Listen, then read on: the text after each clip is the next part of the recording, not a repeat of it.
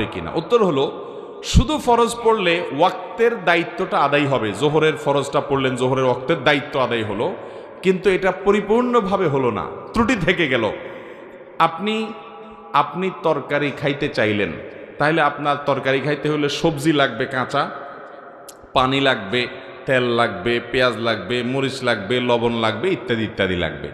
এখন আপনি পানির মধ্যে কাঁচা সবজি সিদ্ধ করে রান্না করে নিয়ে আসলেন, লবণ তেল হলুদ কিছুই দিলেন না, তাহলে এটাকেও সবজি বলা যায়, কিন্তু এই সবজি কেউ খাবে না, আপনিও খাবেন না।